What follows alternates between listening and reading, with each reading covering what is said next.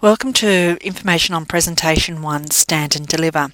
This is actually an impromptu 1-minute talk on a topic that's from the list below, and as you can see along here, these are the topics, and if one of the 10 topics don't suit you, you can actually choose your own topic, but you just need to confirm with me as to the topic you wish to do. Now, in terms of this presentation, it allows you to practice your skills to quickly and effectively package and deliver a message. One thing you do need to be mindful of is that there are no notes that can be used when you're doing your presentation. It is a 1-minute talk, which means that you're expected to stand up and go through a series of things, which is what's required here. The first thing you need to do is use an opening question to engage the listener. Now, when you're thinking about what an opening question is, we're actually referring to a rhetorical question.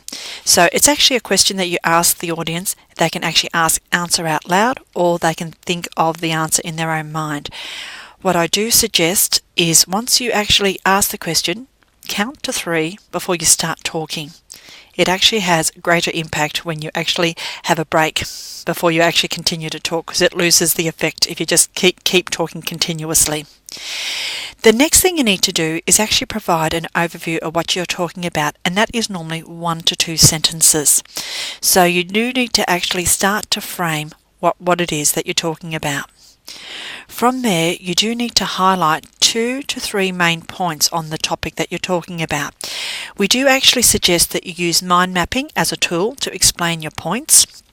So, for example, if you're actually wanting to talk about why beaches are better than swimming pools, if you think about your mind mapping, you might actually have that it's the water, or it's the environment, or it's the sand.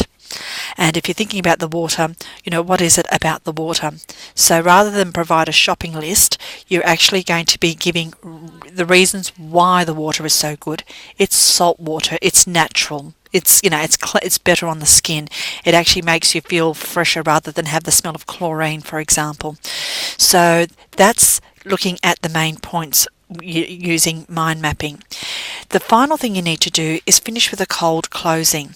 What we refer to here is that you need to actually summarize what you've spoken about from here, and just finish off with a little maybe some little point for them to think about.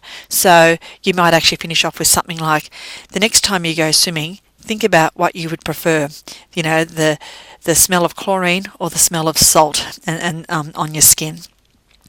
So that's the main points of Stand and Deliver.